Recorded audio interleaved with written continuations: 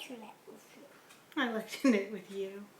We make a beautiful robot. It's going to be a robot? Yeah.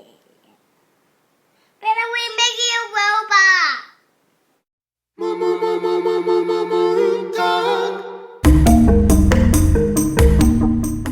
I've always loved ethnic traditions in needlework.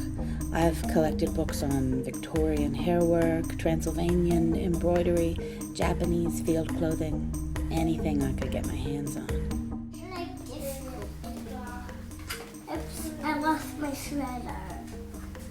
This one doesn't have any sweaters. Look, Mommy. I know, it's beautiful. Hallway. Is it hallways? It's stairs. Oh, it's stairs. And it's one stair. I've been knitting since I was 19 years old.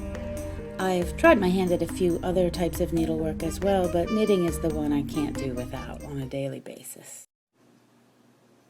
When my husband and I decided to adopt from Korea, I began looking closer at Korea's textile traditions.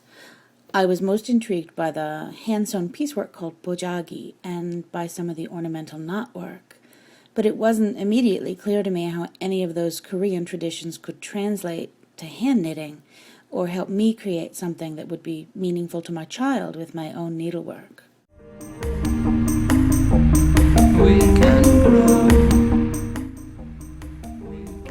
As it turned out, our first child wasn't from Korea.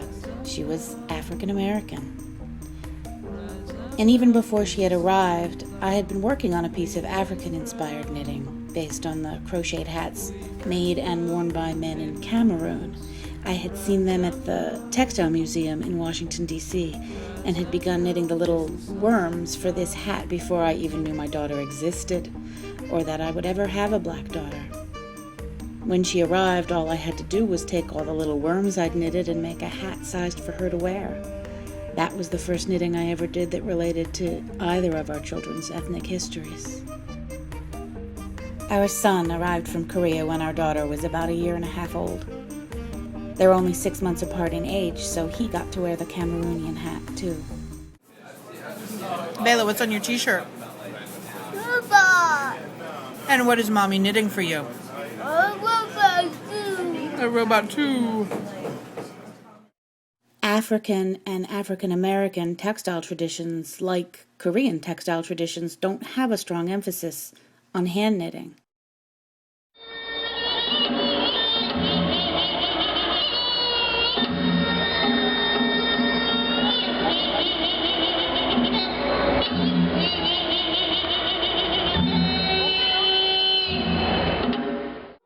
Sometimes I try to replicate works from other forms.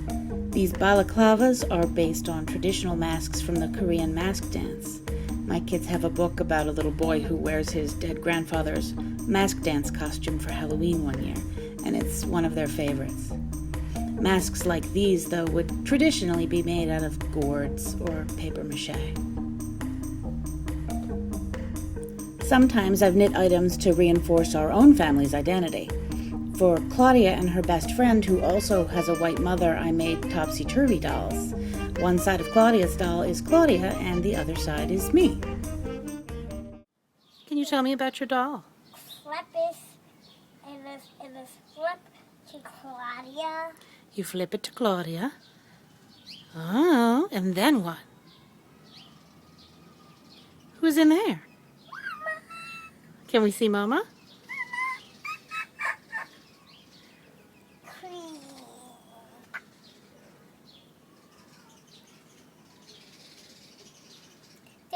Daisy, put Mommy.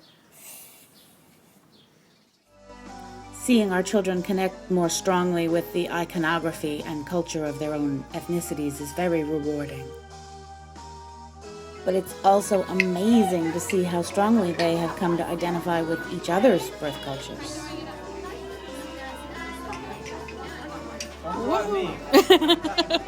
Go up. Throw them up in the air now. Up in the air. There you go. Yay! Yeah, Carl. There you go. My husband and I don't have particularly strong ties to our own ethnic backgrounds. And with as much time as we do spend on ethnic identity, which we feel is important for all transracial adoptees, I'm glad that both kids seem to recognize that there's more to identity than race.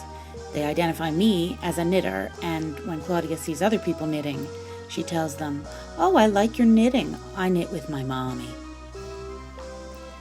And they tag along to a lot of needlework and textile art exhibits.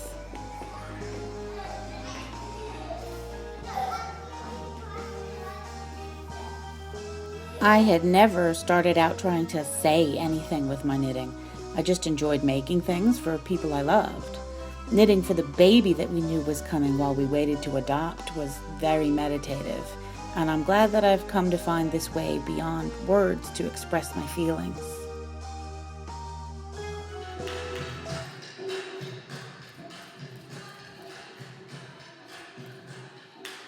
It doesn't matter to me if either of the kids is ever interested in knitting or handwork, but it is important that they find forms of self-expression that they can rely on and enjoy.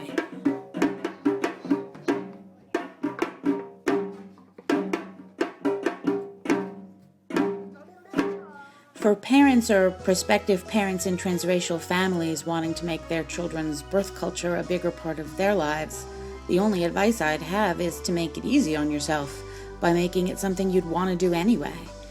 If your child is from China, don't force yourself through books that you're not interested in or types of events that you know you wouldn't go to if they weren't about your children's birth culture. Start with whatever you like, whether it seems child-friendly or not, and build the actual affinity, because the affinity will take you further than any book knowledge of a culture will do. If you like horror movies, find Chinese horror movies. It'll lead to something else that you will like, and before you know it, there'll be this breadcrumb trail of films, actors, writers, music, art, food that you'll have made on your own by the love you have for it, instead of by any obligation you feel you have. Textiles and needlework have been so important to me in exploring where my children came from, and I have not even scratched the surface.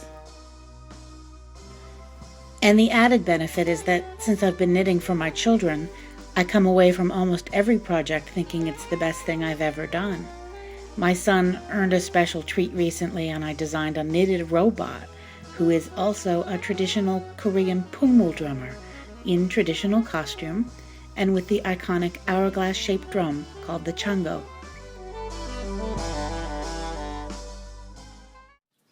So you ready? Yeah. You ready for something special? Yeah. What do you think it's going to be? A robot. Are you sure it's going to be a robot? Yeah.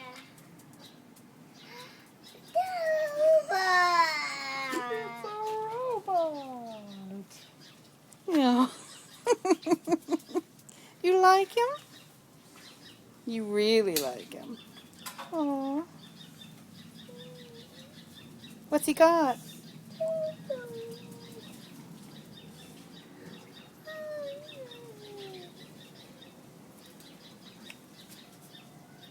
What's he say?